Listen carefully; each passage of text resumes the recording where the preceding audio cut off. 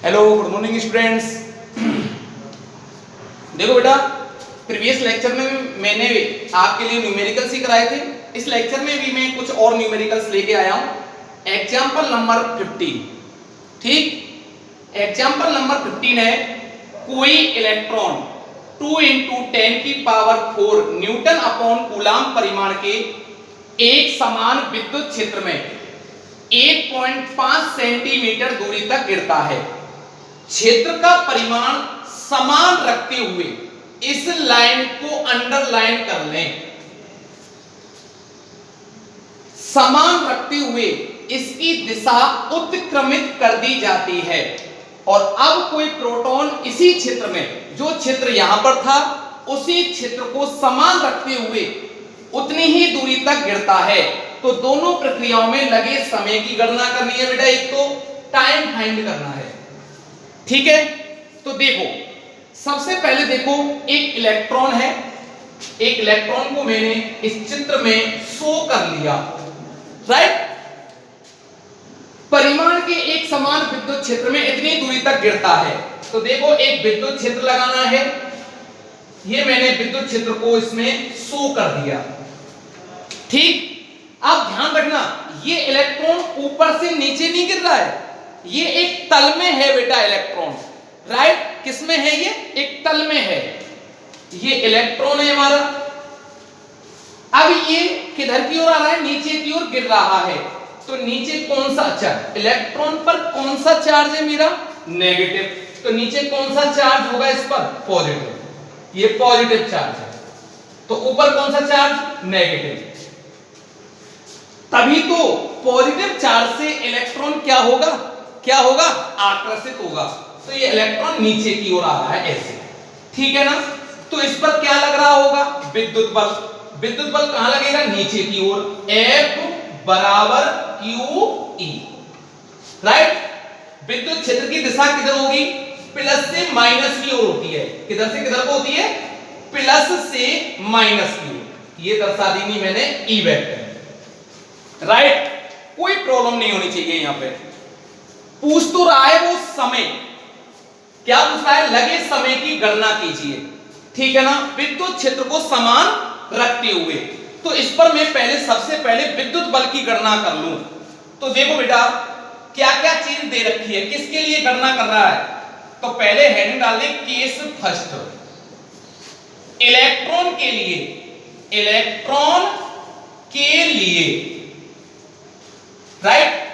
विद्युत क्षेत्र का परिमाण कितना दे रखा है? E = 2 × 10⁴ Newton upon coulomb. इसकी डिस्टेंस कितनी है? S बराबर 1.5 सेंटीमीटर। तो S यहां लिख लें, 1.5 सेंटीमीटर, 1.5 × 10⁻² मीटर, राइट। अब देखो, विद्युत बल की गणना करें। तो इलेक्ट्रॉन पर लगने वाला विद्युत बल, इलेक्ट्रॉन पर लगने वाला विद्युत बल F बराबर QE, राइट। अब विद्युत बल लगेगा तो इलेक्ट्रॉन विद्युत बल के कारण किधर आएगा? धन प्लेट की ओर। तो इसके अंदर जब जैसे ही विद्युत बल उत्पन्न होगा तो त्वरण भी आएगा, वेग में परिवर्तन की दर। तो त्वरण बेटा, तो F बराबर क्या फॉर्मूला हो गया? ma बराबर QE, ठीक। अब मुझे क्या ज्ञात करना है इसमें? त्वरण। तो पहले मैं त्वरण ज्ञात कर लूं। तो A बराबर क्या आ गया? QE/m, ठीक। अच्छा, अब मुझे किसके लिए फाइंड कर रहा हूं मैं? इलेक्ट्रॉन के लिए। तो इसमें अपन वैल्यू पुट कर दें। AE बराबर इलेक्ट्रॉन पर आवेश 1.6 × 10⁻⁻19। विद्युत क्षेत्र दे रखा है, कितना है? लिख दिया पहले ही, 2 × 10⁴ अपॉन किसका द्रव्यमान? इलेक्ट्रॉन का 9.1 × 10⁻31 किलोग्राम। इसको मैं सॉल्व करता हूं तो ये आता है बेटा 3.5 इंटू 10 की पावर 15 मीटर पर सेकंड स्क्वायर। ठीक, अब देखो पूछ तो रहा है वो समय, ठीक है ना, और मैंने निकाल क्या लिया, त्वरण, राइट। एक कैलकुलेशन मैंने और एक्स्ट्रा करा दी आपको, अगर वो त्वरण भी पूछे ना तो आप आसानी से निकाल सकते हो, राइट, कोई प्रॉब्लम नहीं होनी चाहिए आपको। अब हम समय की बात करें तो ध्यान रखना, इन प्लेटों के बीच में विद्युत क्षेत्र कैसा है, एक समान है, क्योंकि विद्युत क्षेत्र समान है। और बेटा विद्युत क्षेत्र समान होगा तो विद्युत बल भी कैसा लगेगा, एक समान। पूरी स्थिति में यहां से यहां तक विद्युत बल एक ही कार्य करेगा, F बराबर QE। तो विद्युत बल भी कैसा हुआ, एक समान। ध्यान से समझना, बिल्कुल कॉन्सेप्ट क्लियर है। ठीक, अब देखो जब विद्युत बल समान है तो त्वरण भी कैसा होगा, एक समान। और जब त्वरण एक समान होता है तो बेटा हमारी गति के समीकरण अपन यूज में ले सकते हो, ठीक है, 11th क्लास में जिसको मैंने आपको खूब पढ़ाया। तो देखो बेटा, इसलिए एक समान त्वरित गति के लिए अब यहां पर एक क्वेश्चन आता है कि सर गति के कौन सा समीकरण काम में लेंगे अपन।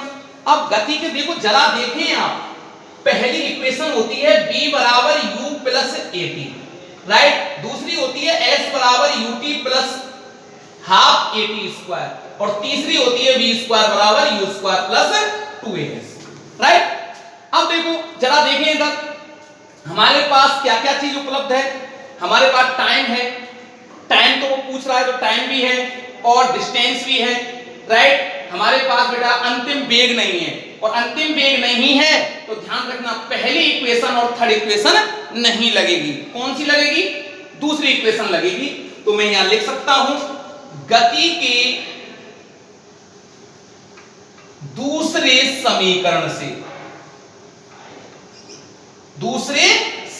से तो देखो बेटा गति के दूसरा समीकरण लगाएं तो क्या होता है, s बराबर ut plus half at square, right.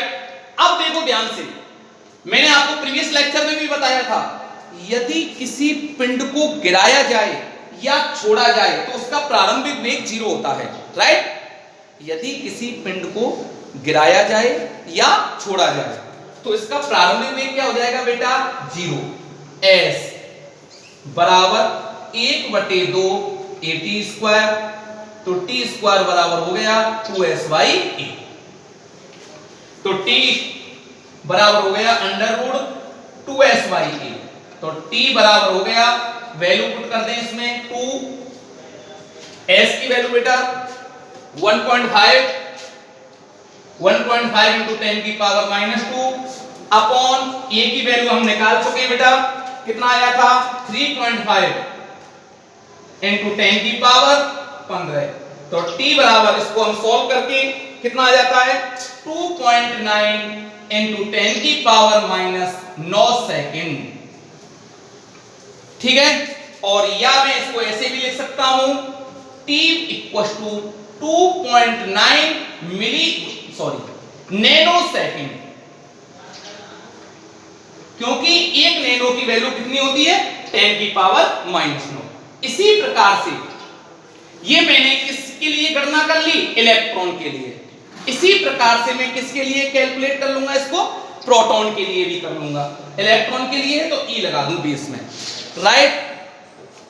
Proton के लिए देखो कैसे करेंगे, चार्ज तो सेम रहेगा, विद्युत क्षेत्र सेम है, मास चेंज हो जाएगा। यहां पे किसका मास आ जाएगा बेटा, प्रोटॉन का।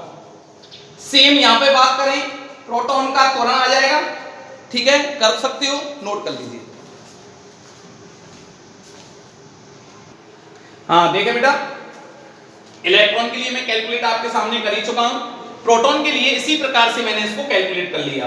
तो देखो प्रोटॉन के लिए देखें वही सेम, F = क्या हुआ QE तो F बराबर ma, तो AP बराबर वही फॉर्मूला आ गया QE अपॉन MP। ठीक, इलेक्ट्रॉन के लिए इस जगह क्या आया था, Me आया था, समझ में आई। तो इसको मैंने इसमें वैल्यू पुट कर ली, इसको सॉल्व किया, कितना आ गया। और इलेक्ट्रॉन के लिए त्वरण कितना आया है, 3.5 इंटू 10 की पावर 15, और प्रोटॉन के लिए इतना। इसका मतलब वेग में परिवर्तन ज्यादा किस में हो रहा है, इलेक्ट्रॉन में। इलेक्ट्रॉन बहुत तेजी से आ रहा है, तो समय कैसा होगा इसके लिए, समय कैसा होगा, कम होगा, ठीक है ना। प्रोटॉन के लिए टाइम निकाला, इतना आया 1.2 इंटू 10 की पावर -7 सेकेंड। अब इससे क्या निष्कर्ष निकलता है कि देखो किसका त्वरण ज्यादा है, प्रोटॉन का कि इलेक्ट्रॉन का। प्रोटॉन का त्वरण देखो इतना, इलेक्ट्रॉन का त्वरण देखो इतना, तो किसका त्वरण ज्यादा, इलेक्ट्रॉन का त्वरण ज्यादा, मतलब वेग में परिवर्तन ज्यादा हो रहा है इलेक्ट्रॉन के में, जल्दी से आएगा, तो लगा समय कैसा होगा, कम होगा, सीधी सी बात है, ठीक है ना। तो प्रोटॉन में लगा समय ज्यादा है किससे, इलेक्ट्रॉन में लगे समय से। तो प्रोटॉन धीरे धीरे आएगा, इलेक्ट्रॉन तेजी से आएगा। ठीक, नोट करें। फिर इसके बाद क्या है, गुरुत्व के अधीन मुक्त पतन से तुलना करनी है इसकी। किसके अधीन, मुक्त पतन। तो नोट करें फटाफट। हाँ देखें भैया, देखो गुरुत्वीय क्षेत्र में मुक्त पतन की स्थिति में देखें, ये हुआ, इसको मार्कर को मैं जब छोड़ रहा हूं, ये स्थिति है सेम, आप इससे समझें इसको। देखो ये पिंड है, अब इसकी जगह में इसको ले लेता हूं, दोनों का मास कैसा है यूं बताओ आप, अलग अलग है, ठीक, दोनों का द्रव्यमान कैसा है, अलग अलग है। और निर्वात की बात चल रही है, कुछ हवा यहां पर प्रेजेंट नहीं है, हवा कैसी है, एब्सेंट है। और जब दोनों को में गिराया जाता है, दोनों को, तो दोनों साथ साथ पहुंचेंगे, एक ही समय में पहुंचेंगे। इसका मतलब क्या हुआ कि गुरुत्व के अधीन किसी भी पिंड को जब निर्वात में गिराया जाता है, तो कितना भी द्रव्यमान हो पिंडों का, वो दोनों पिंड एक साथ साथ पृथ्वी पर पहुंचेंगे। इसका मतलब वो द्रव्यमान पर निर्भर नहीं करता। तो गुरुत्व क्षेत्र में मुक्त पतन में बेटा जब किसी पिंड को गिराया जाता है, तो प्रारंभिक वेग क्या हुआ उसका, 0, राइट। अब देखो, और ये द्रव्यमान पर निर्भर नहीं करेगा, ये क्लियर कर दिया ना, द्रव्यमान पर निर्भर नहीं करेगा, इसलिए इसमें ये फॉर्मूला तो लगने वाला नहीं है, F बराबर QE या F बराबर ma बराबर QE। क्यों, ये फॉर्मूला तो द्रव्यमान पर निर्भर करता है। क्लियर हो रही होगी बात बिल्कुल, इसलिए ये सूत्र तो हमारा लगने वाला नहीं है। तो लगेगा क्या, अपन को फाइंड क्या करना है, अपन को टाइम ज्ञात करना है। तो गति के दूसरे समीकरण से, तो S बराबर ut plus half gt square, गुरुत्व के अधीन जा रहा है, तो इस स्थिति में अपन A बराबर क्या लिख देंगे बेटा, g। क्लियर, कोई प्रॉब्लम नहीं होनी चाहिए, ठीक है ना। तो S बराबर ut प्लस 1/2 gt स्क्वायर, प्रारंभ वेग 0, तो ये टर्म मेरा पूरा 0 हो गया। अब देखो 1/2 gt स्क्वायर, तो t बराबर क्या हो गया, √2s/g। इसमें वैल्यू रखी बेटा मैंने, तो इसको सॉल्व करके इतना आ गया मेरा टाइम 5.4 इंटू 10 की पावर -2 सेकेंड। कोई दिक्कत नहीं होनी चाहिए। तो tg गुरुत्व त्वरण का ये समय आ गया, और g की वैल्यू कितनी होती है बताओ, 9.8 मीटर पर सेकेंड स्क्वायर, 9.8 होगी। तो उपयुक्त विवेचनाओं से स्पष्ट है कि सभी को कंपेयर करके देखें अपन, गुरुत्वीय त्वरण g की वैल्यू इतनी है, इनके त्वरण इतने हैं, तो सबसे ज्यादा त्वरण किसका आता है, इलेक्ट्रॉन वाले का, ठीक है ना। उससे कम त्वरण किसका आया था, प्रोटॉन वाले का, और सबसे कम त्वरण किसका है, गुरुत्वीय त्वरण, ये है सबसे कम। तो ये तो इनकी तुलना में बहुत कम है, तो इसलिए गुरुत्वीय त्वरण g का मान AP और AE की तुलना में नगण्य है, नगण्य मान लें। तो समय के बारे में कंपेयर करें, ये त्वरण सबसे कम, तो समय कैसा लगेगा, सबसे ज्यादा। उससे कम किसका समय बेटा, प्रोटॉन के लिए, और सबसे कम इसके लिए। तो यही तो पूछ रहा है वो, इनकी प्रक्रिया में लगे समय की तुलना करो, इसकी गुरुत्व के अधीन मुक्त पतन से तुलना करें। तो ये हमने तुलना कर दी, यहां तक आपको करके आना है ये क्वेश्चन। राइट, नोट करें। हाँ देखिए बेटा, नेक्स्ट पॉइंट है electric field intensity due to ये system of charge means principle of superposition. आवेशों के निकाय के कारण विद्युत क्षेत्र की तीव्रता, और इसका दूसरा नाम क्या हुआ, अध्यारोपण का सिद्धांत। इससे पहले मैंने आपको जो पढ़ाया था वहां पर भी मैंने अध्यारोपण का सिद्धांत पढ़ाया था आवेशों के लिए, लेकिन ध्यान रखना वहां पर मैंने विद्युत बलों के लिए अध्यारोपण का सिद्धांत पढ़ाया था। यहां पर मैं विद्युत क्षेत्र के लिए, किसके लिए, विद्युत क्षेत्र के लिए अध्यारोपण का सिद्धांत पढ़ा रहा हूं।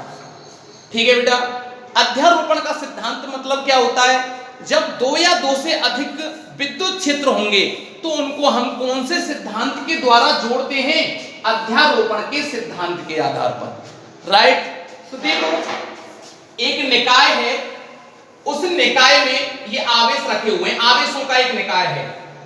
जैसे यहां आवेश है Q1, एक आवेश है हमारा Q2, एक आवेश है हमारा Q3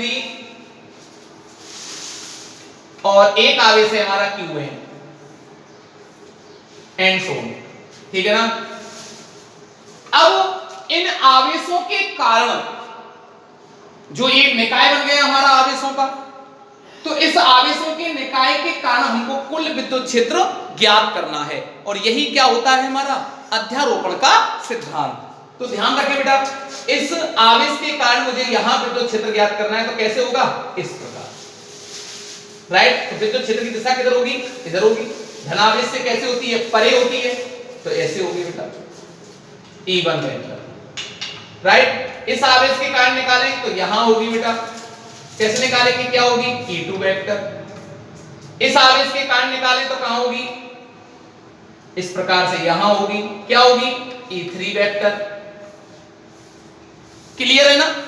और n के कारण निकालें तो बेटा कहां होगी, यहां होगी, क्या होगी बताओ, En वेक्टर।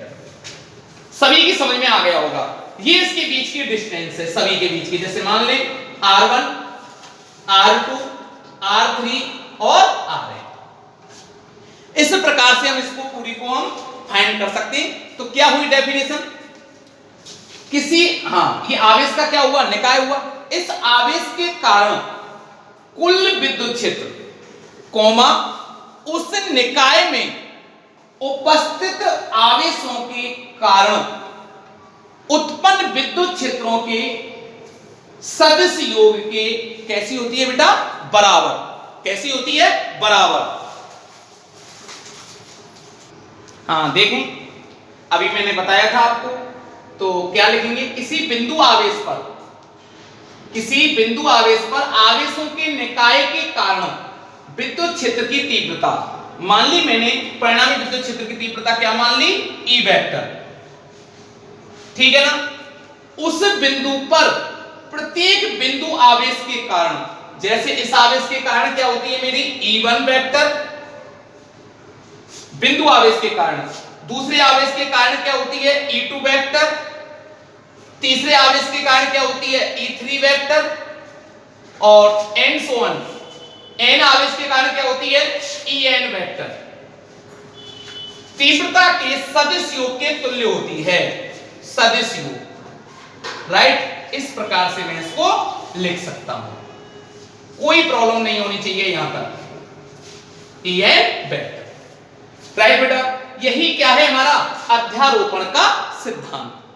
यदि दो या दो से अधिक विद्युत क्षेत्र दे रखे हो तो ध्यान रखना, विद्युत क्षेत्र हमारी कैसी राशि है, सदिश राशि है। कौन सी राशि है, सदिश। तो सदिश योग नियम से अपन जोड़ लेते हैं।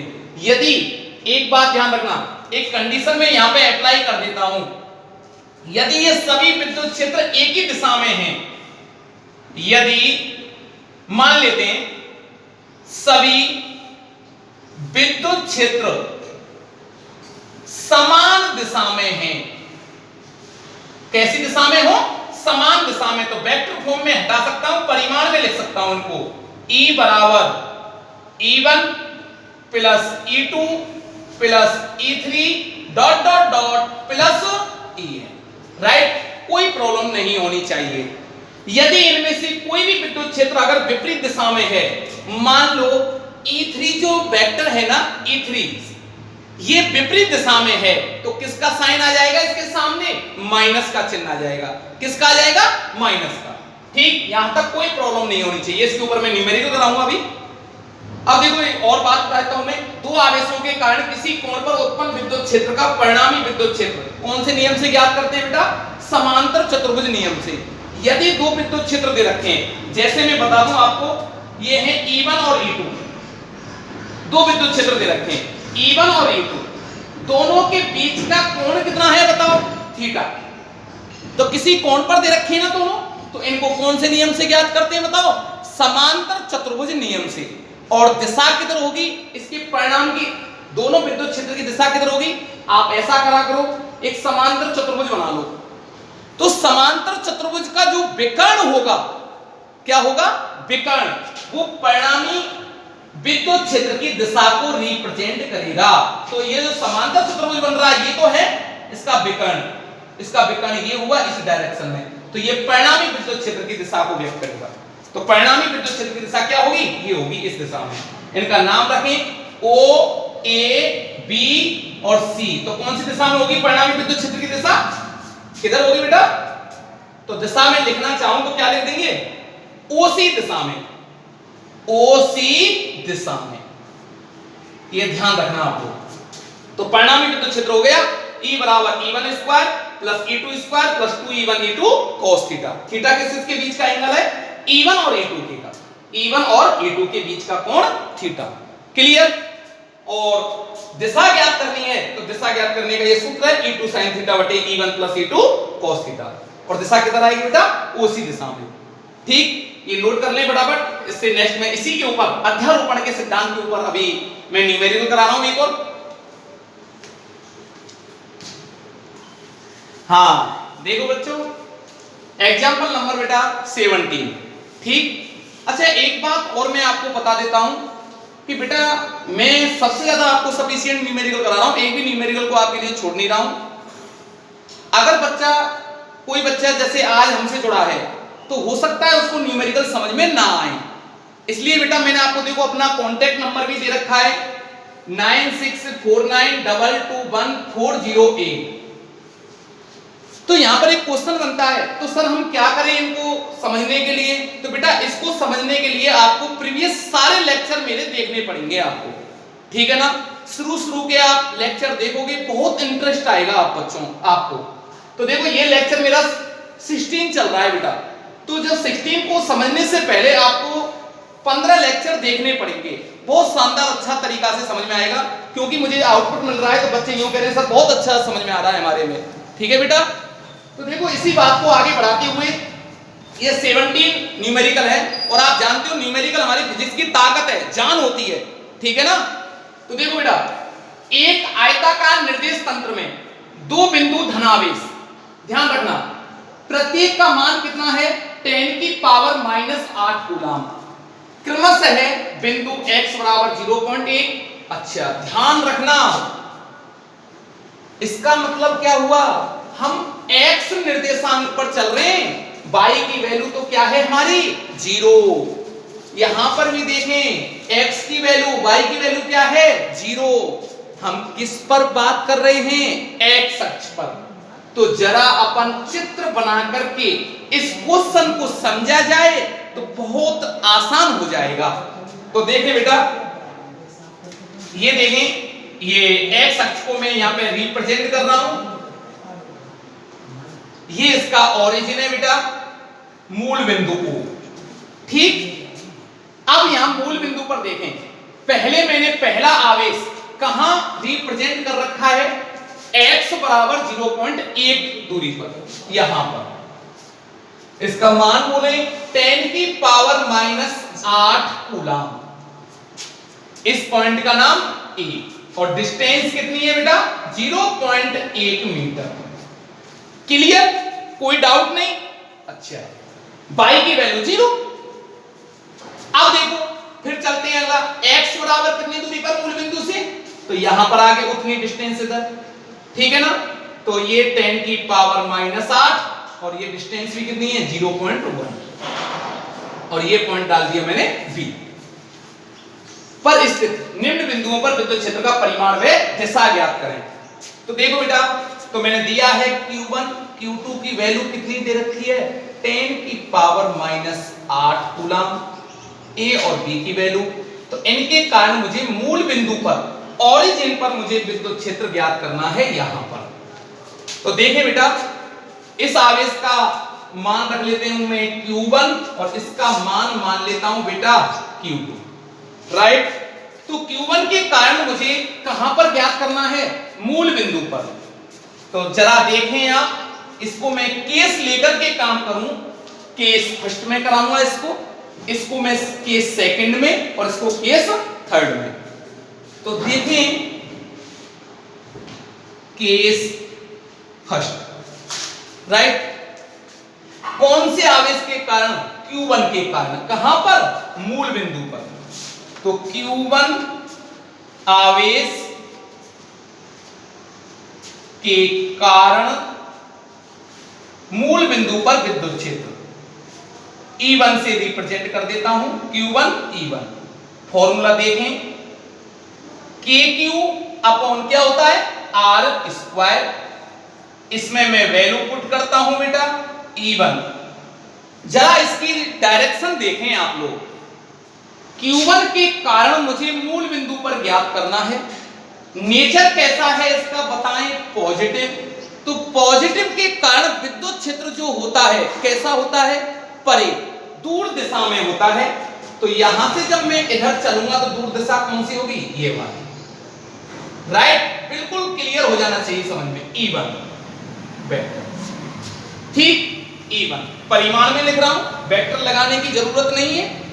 K की वैल्यू 9 × 10⁻⁹, राइट। Q की वैल्यू बोले बेटा 10⁻⁸ अपॉन डिस्टेंस यहां से यहां तक की, क्योंकि मैं मूल बिंदु पर निकाल रहा हूं विद्युत क्षेत्र को। तो ये डिस्टेंस कितनी हुई बच्चों 0.8। तो बेटा 0.8 × 0.8, इसको सॉल्व कर लें, ठीक है। जरा इसकी दिशा देखें इस डायरेक्शन में, तो हम दो प्रकार से लिख सकते हैं। या तो आप यूं लिख लो A O के अनुदिश लिख लो, या आप A B के अनुदिश लिख लें। तो मैं लिख देता हूं दिशा A B के अनुदिश। चाहे आप ऐसे लिख के छोड़ दोगे तब भी एग्जामिनर समझ जाता है, बिल्कुल राइट है। इसको मैं सॉल्व कर लेता हूं। देखो नीचे एक संख्या बाद दो संख्या हो गई ना, ये हटेगा तो ऊपर 2 पावर बढ़ गई, 2 0, 9 और 2 11, 11 में से 8 गए तो 3, तो ये कितना आ गया 9 × 10⁻3। विद्युत क्षेत्र का मात्रक न्यूटन अपॉन कूलम दिया गया। और दिशा बेटा AB के अनुदिश, राइट, कोई प्रॉब्लम नहीं, ठीक। अब बेटा मैं Q2 के कारण यहां विद्युत क्षेत्र निकालता हूं। तो जरा इधर देखें आप, कौन सा नेचर है इसका, पॉजिटिव कि नेगेटिव, पॉजिटिव है। तो कैसे होगी इसके कारण यहां विद्युत क्षेत्र की दिशा परे दूर की ओर, तो इधर होगी बेटा। 2 के कारण में इसको रिप्रेजेंट कर दो बेटा E2 वेक्टर, क्लियर। इसी प्रकार Q2 के कारण विद्युत क्षेत्र E2 बराबर same formula KQ upon R², same value है, देख लो डिस्टेंस बराबर है, K का मान समान है, Q का मान समान है, तो सेम विद्युत क्षेत्र आएगा। ये कैलकुलेशन होकर आता है, तो मैं डायरेक्ट लिख सकता हूं 9 × 10⁻3 न्यूटन अपॉन कूलम। जरा दिशा देखें आप E2 की, धनावेश है, परे होगी, इस डायरेक्शन में होगी, तो क्या लिख सकते हैं BA के अनुदिश, BA के अनुदिश होगी। अब देखो परिणामी विद्युत क्षेत्र, मुझे परिमाण ज्ञात करना है, इसका रिजल्ट भी ज्ञात करना है। तो रिजल्ट देखें आप, टोटल विद्युत क्षेत्र कितना होगा ऊपर, तो परिणामी विद्युत क्षेत्र परिणामी विद्युत क्षेत्र किस पर? ओ पर। ओ पर मतलब मूल बिंदु पर पूछ रहा है वो। तो बेटा देखें E बराबर कैसी डायरेक्शन है दोनों की? अपोजिट, और अपोजिट डायरेक्शन होती है तो क्या हो जाता है? घट जाता है। तो E1 माइनस E2, तो E बराबर आपको दिख गया होगा, 0 आ रहा होगा ना, तो मैं लिख सकता हूं चाहे आप कैसे भी कर लें, माइनस 9 इंटू 10 की पावर 3 बराबर 0। राइट, कोई डाउट नहीं होना चाहिए। फटाफट नोट करें बेटा। हाँ बेटा, इसका सेकंड केस देखें। x बराबर 0.2 मीटर और y बराबर 0 पर। तो ध्यान रखना y की तो कोई चर्चा ही नहीं है अभी, y अक्ष पर तो कुछ ज्ञात ही नहीं करना है कि y अक्ष बराबर 0 है, x अक्ष की चर्चा है। ये डिस्टेंस कहां से मापी गई है? मूल बिंदु से। कहां से? मूल बिंदु से ली गई है बेटा। तो देखो मूल बिंदु से कितनी डिस्टेंस है? 0.2 मीटर। ध्यान रखना, तो इन दोनों चार्जों के कारण A और B के कारण मुझे ये पॉइंट डाल लेता हूं मैं C, यहां पर मुझे विद्युत क्षेत्र का मान ज्ञात करना है। तो देखो जरा डायरेक्शनों की बात करें, पहले इसके कारण यहां पे निकाल लेता हूं। तो देखो बेटा Q, ये कौन सा है मेरा? Q2, और ये कौन सा है मेरा? Q1। तो Q1 के कारण विद्युत क्षेत्र कहां पर बेटा? C पर ज्ञात करना है। C पर Q1 के कारण विद्युत क्षेत्र E1 बराबर KQ upon R square. K की वैल्यू देखें 9 इंटू 10 की पावर 9, Q1 का मान, ये Q1 है, वही सेम परिमाण के हैं, माइनस R अपॉन डिस्टेंस देखो बेटा कहां से देखनी है? यहां से, तो वो 0.8 इंटू 0.8, ये ऊपर हो गया, ये कट गया, तो बेटा कितना आता है? E1 बराबर 9 इंटू 10 की पावर 3, वही आता है सेम। देखो 2 0, 2 पावर पड़ गई, 9 और 2 11, 8, 11 में से 8 गया तो कितना बचा बेटा? 3, 9 इंटू 10 की power 3 volt upon metre. Direction देखो आप लोग बेटा, इसकी दिशा जो होगी Q1 के कारण कैसे नेचर का है? पॉजिटिव प्रकृति का है। तो पॉजिटिव के कारण कैसे होती है? यहां दिशा परे होगी, इससे दूर की ओर होगी, यहां पर ऐसे होगी इस डायरेक्शन। तो देखो E1 वेक्टर, राइट। अब इसी प्रकार में यहां इसके कारण निकालें बेटा, Q2 के कारण E2 बराबर Q2 अपॉन R स्क्वायर। मैं Q भी ले सकता था क्योंकि Q1 बराबर Q2 बराबर Q है, दोनों का परिमाण कैसा है बेटा? समान है, राइट। वैल्यू रखें 9 इंटू 10 की पावर 9, 10 की पावर माइनस 8 अपॉन 0.3 इंटू 0.3। देख लो आप, यहां से देखना है, अब यहां से तो ये तो यहां से यहां तक कितनी है? 0.1 और 0.2 और 0.1 कितना हो गया? 0.3। ठीक है, देखो जरा इसको काट लो, 2 0 बढ़ गई ऊपर, तो ये 9 और 2 कितनी हो गई बेटा? 11, 3 3 9, ये कट गया, कितना हो गया बेटा? 9 और 2 11, 3 वही, तो इसको मैं लिख सकता हूं 1 इंटू 10 की पावर 3 वोल्ट अपॉन मीटर। इसकी डायरेक्शन देखें आप, ये भी कैसा है? पॉजिटिव है, इसके कारण यहां निकाले तो इसी डायरेक्शन में होगा, दूर की ओर ही होगा ना, इस डायरेक्शन में। E2 वेक्टर दोनों कैसे हैं? सेम डायरेक्शन में हैं, जुड़ जाएंगे। तो C पर परिणामी विद्युत क्षेत्र EC बराबर E1 प्लस E2। क्यों बेटा? कौन सी दिशा में है? दोनों समान दिशा में। तो EC बराबर, दोनों को जोड़ें, 9 इंटू 10 की पावर 3 प्लस 8 इंटू 10 की पावर 3, तो EC 9 और 1 10 इंटू 10 की पावर 3 बराबर 10 की power 4 volt upon metre. Direction देखें बेटा इसकी किधर होगी, बीए के अनुदिश, इसी डायरेक्शन में। चाहे तो आप बीसी के अनुदिश लिख लो, चाहे आप बीए के अनुदिश लिख लो। तो ये होगी बेटा बीए के अनुदिश, राइट, ये नोट कर लें आप। अब मुझे ज्ञात करनी है कहां पर, सी पॉइंट पर। तो केस थर्ड लिया जाएगा, x बराबर 0, x बराबर 0 लेते हुए, मतलब मूल बिंदु से y बराबर कितनी दूरी पर बेटा, 0.1 मीटर की दूरी पर। यहां से मैं ऊपर जाऊंगा और यहां पर मुझे इस आवेश के कारण और इस आवेश के कारण विद्युत क्षेत्र ज्ञात करना है। नोट करें यार, हाँ देखें बेटा इसको, केस थर्ड डी बिंदु पर Q1 के कारण। देखो जरा इस चित्र को सबसे पहले समझें आप। ए बिंदु पर कितना चार्ज रखा हुआ है, Q1 बराबर, ये Q1 बराबर और ये Q2 बराबर। हालांकि दोनों समान परिमाण के हैं, मैं लिख सकता हूं यहां Q1 बराबर Q2 बराबर Q, एक ही बात है, चाहे Q लिख लो चाहे Q1 लिख लो, कोई फर्क नहीं पड़ता इस बात से, ठीक है ना। ये डिस्टेंस मैंने तो पहले समझा रखी है।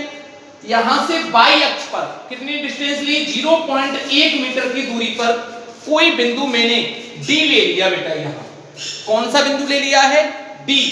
इस पर मुझे विद्युत क्षेत्र का मान इस आवेश के कारण और इस आवेश के कारण मुझे ज्ञात करना है। तो देखो इस आवेश कैसा चार्ज है, ये भी पॉजिटिव और ये भी पॉजिटिव, दोनों पॉजिटिव हैं। और जब दोनों पॉजिटिव होते हैं तो उनके कारण विद्युत क्षेत्र कैसे होता है, परे होता है। तो इस आवेश के कारण जब मैं यहां पे ज्ञात करूंगा तो विद्युत क्षेत्र की दिशा ऐसे होगी। क्या नाम रख ले इसका, E1 वेक्टर।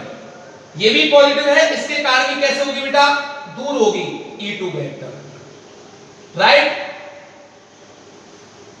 E2 वेक्टर, ठीक है ना।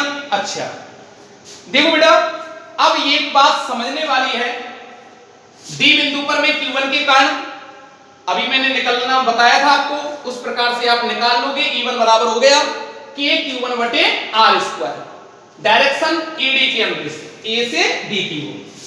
वैल्यू पुट करी, ये आ गया 4.5 इंटू 10 की पावर -3 वोल्ट अपॉन मीटर। इसी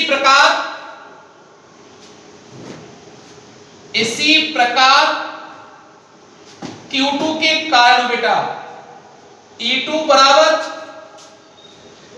KQ2 upon R square, value put कर दो, 9 इंटू 10 की पावर 9, 10 की पावर -8 Q2 की वैल्यू और 0.√2 का स्क्वायर। तो E2 बराबर इसको सॉल्व करते हैं, 4.5 इंटू 10 की power -3 volt upon metre. Direction बोले, E2 की डायरेक्शन BD के अनुदिश, BD के अनुदिश, ठीक है बेटा।